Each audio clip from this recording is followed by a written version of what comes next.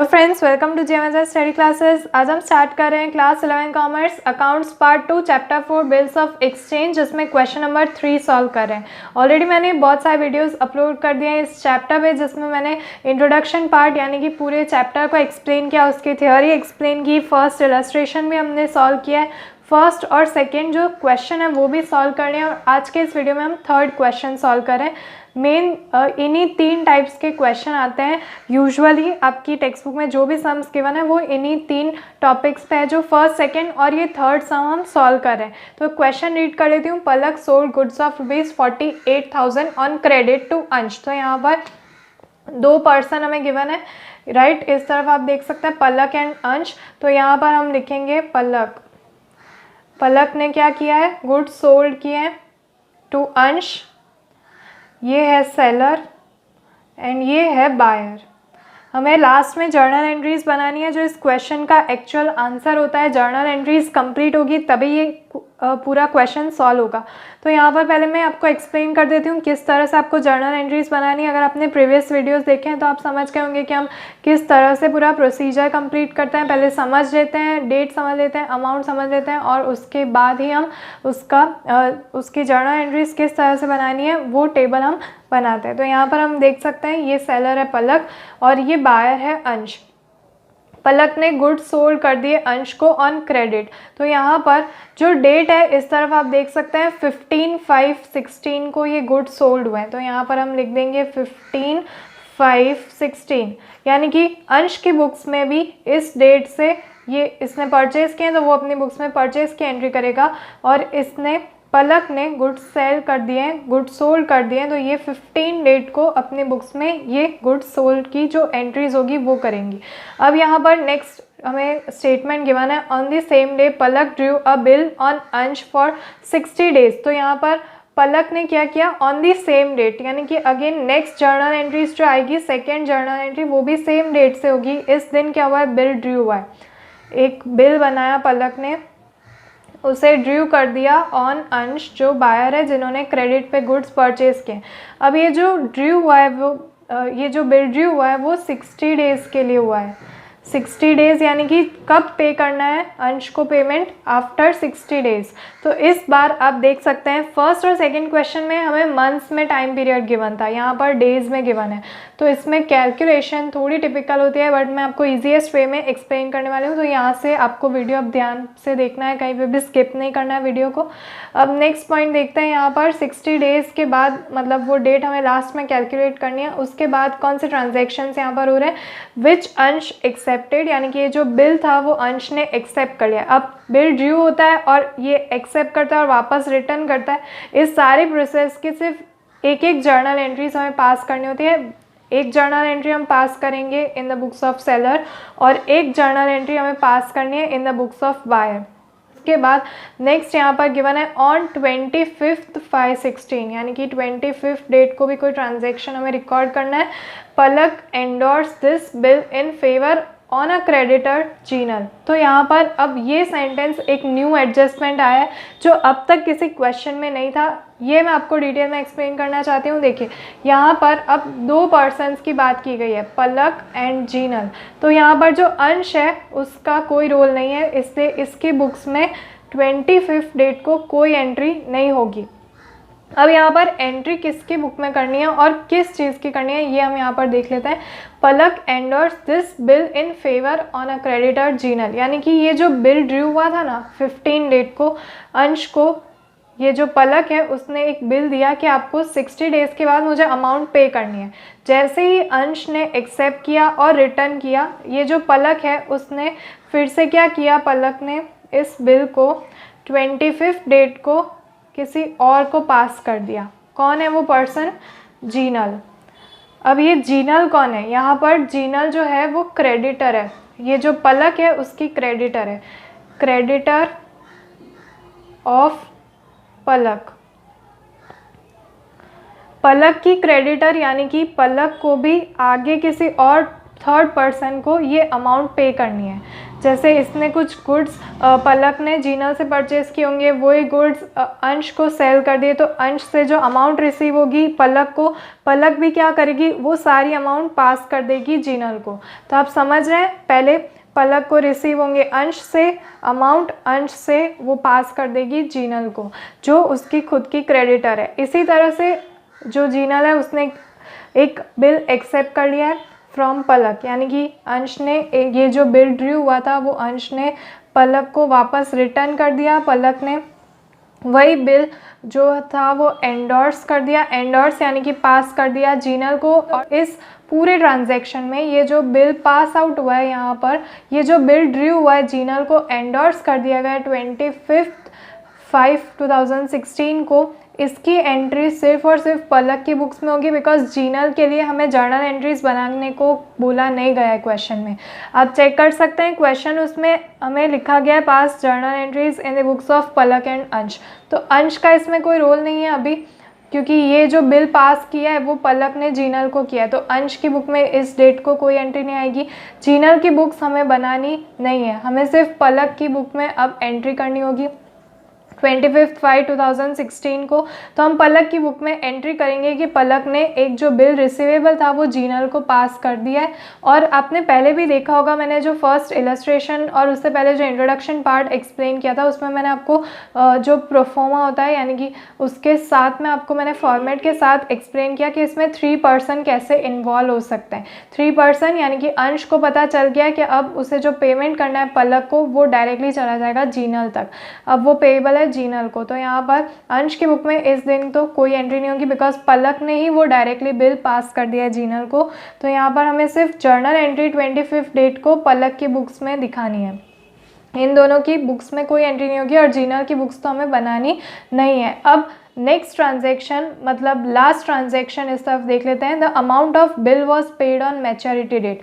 Paid on maturity date यानी कि अंश ने जो अमाउंट उसे पे करनी बाकी थी वो अंश ने पे कर दी है मैच्योरिटी डेट पर, यानी कि आफ्टर 60 डेज उसे जो अमाउंट पे करनी थी 48,000 की वो उसने पे कर दी है। तो यहाँ पर अब हम मैच्योरिटी डेट कैलकुलेट करेंगे जिस दिन अंश क्या करेगा, अपनी सारी अमाउंट पे कर देगा, राइट। तो ये जो पे होगा यहाँ पर सारी अमाउंट का पेमेंट होता है, उसकी डेट हमें यहाँ पर लिखनी होगी, फाइंड करनी होगी कौन सी डेट होगी, बट उसकी एंट्री जो है वो पलक की बुक में नहीं की जाएगी, बिकॉज ये सारा जो अमाउंट है वो किसके अकाउंट में चला जाएगा, जीनल के अकाउंट में, क्योंकि बिल भी जीनल के पास है कि ये अमाउंट उसे रिसीव होगी। तो अंश जो पेमेंट कर रहा है वो पलक को नहीं मिलेगा, वो डायरेक्टली जीनल के पास जाएगा।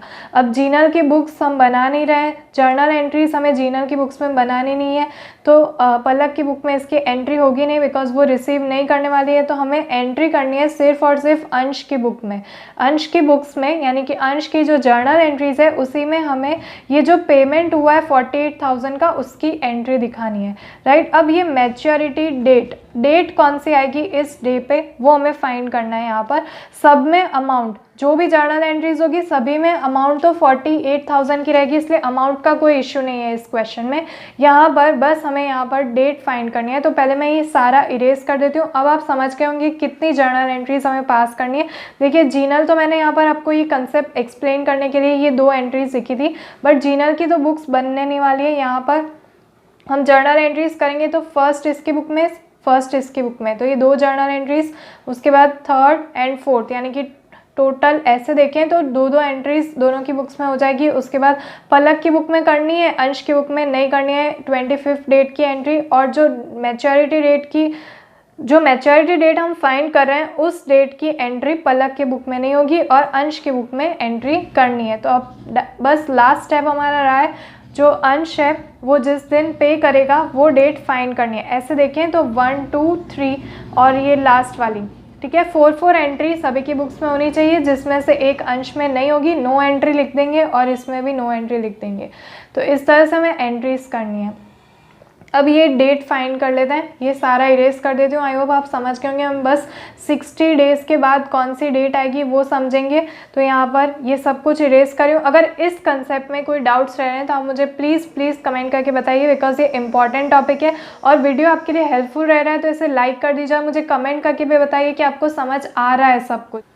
सो फ्रेंड्स, अब इस तरफ आप देख सकते हैं हम डेट फाइंड करने वाले हैं। यहाँ पर मैच्योरिटी डेट कब आएगी, तो पहले तो मैच्योरिटी डेट जब हम कैलकुलेट करते हैं तो कौन सी डेट से स्टार्ट करते हैं, जिस दिन गुड सोल्ड हुए होते हैं उस डेट से काउंट करते हैं या फिर जिस दिन बिल ड्यू हुआ है उस दिन से काउंट करते हैं। तो ये दो कन्फ्यूजन्स आपके माइंड में आते हैं, बट मैं यहाँ पर वो भी कन्फ्यूजन्स क्लियर करना चाहती हूँ। देखिए, जिस दिन बिल ड्यू किया जाता है उस दिन से यहाँ पर मैच्योरिटी डेट जो है वो कैलकुलेट की जाती है। तो इस तरफ आपको फाइंड करना है कि किस डेट को बिल ड्यू हुआ था, बट इस क्वेश्चन में आपको एक ही डेट गिवन है 15/5/2016, जिस दिन को गुड सोल्ड भी हुए थे और यहाँ पर लिखा गया है on the same day Palak due a bill on अंश।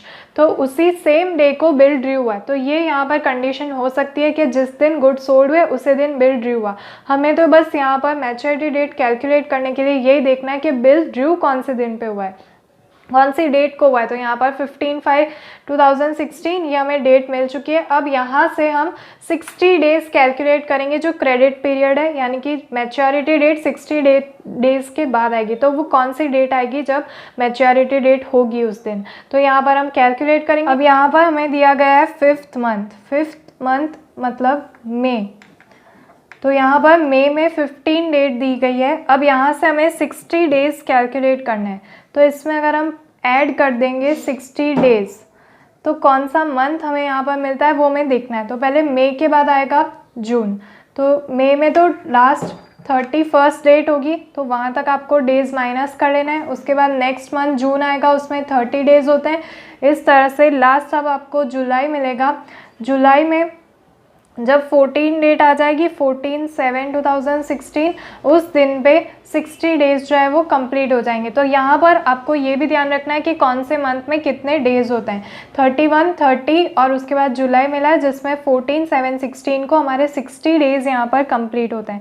तो डेज़ का कैलकुलेशन इसीलिए थोड़ा सा टिपिकल है, बिकॉज आपको यहाँ पर एक एक मंथ में भी डेज़ का ध्यान रखना होता है। अब यहाँ पर ये एक्चुअल मैच्योरिटी डेट हमें नहीं मिली है, बिकॉज इसमें हम हमेशा +3 डेज़ ऑफ ग्रेस ऐड कर देते हैं। 3 डेज़ ऑफ ग्रेस यानी कि पब्लिक हॉलीडेज़ आ गई या जो भी ऐसे कुछ हॉलीडेज़ हमें मिलती है बिजनेस में, तो उसके लिए 3 डेज़ एक्स्ट्रा दिए जाते हैं। तो ये 3 डेज़ ऐड करेंगे तो 14 के बाद 3 डेज़ ऐड करते हैं तो 17 डेट आ जाती है, 17/7/16।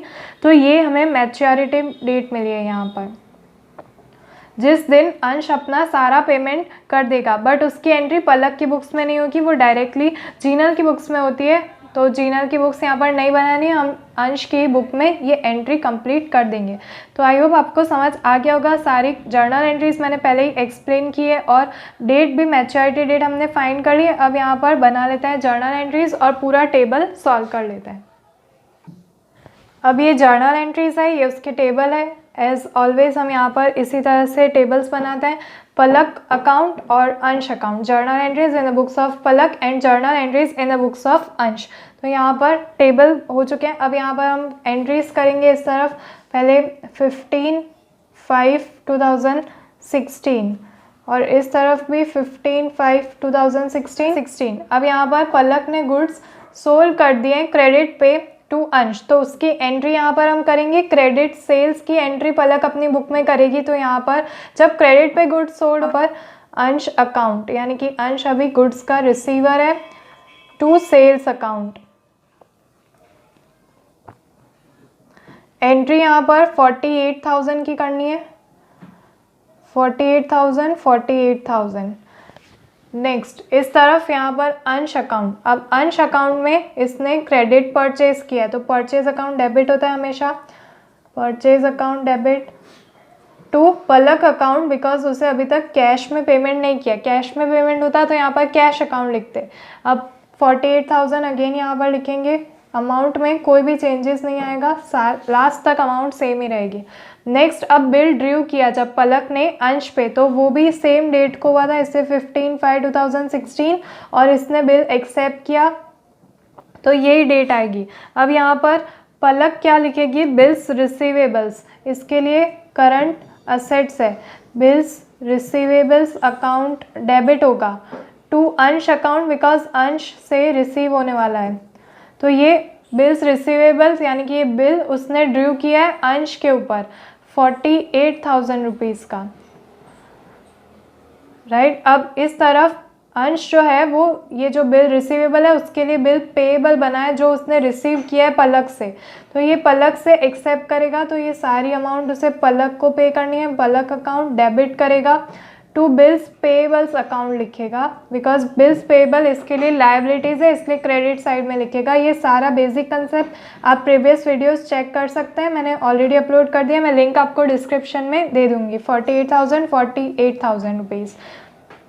अब यहाँ से एंट्रीज चेंज हो जाती है, ये दो एंट्री तो सेम ही रहती है दोनों की बुक्स में। कोई भी सम आप सॉल्व करते हैं फर्स्ट सेकंड थर्ड, ये थर्ड सम भी हम सॉल्व करें, जो भी स्टूडेंट्स रेगुलरली वीडियोस देख रहे हैं उन्हें पता होगा कि ये सेम ही एंट्रीज हमें करनी होती है। अब जो थर्ड एंट्री आएगी वो होगी 25 डेट की, 25 ऑफ मई 2016। तो इस दिन क्या जीनल को एंडोर्स कर दिया था, ये पलक ने जो बिल अंश से रिसीव किया वो जीनल को दे दिया, तो अंश की बुक में उस दिन कोई एंट्री नहीं आएगी। 25/5/16 को अंश की बुक में एंट्री नहीं आएगी बिकॉज पलक ने जीनल को दिया है, तो पलक और जीनल का नाम यहाँ पर आएगा, अंश की उसमें कोई एंट्री नहीं होगी। तो अगर आप ये ना भी लिखना चाहें तो आप यहाँ पर सिर्फ डैश कर सकते हैं और इसे यहाँ पर ब्लैंक रख सकते हैं।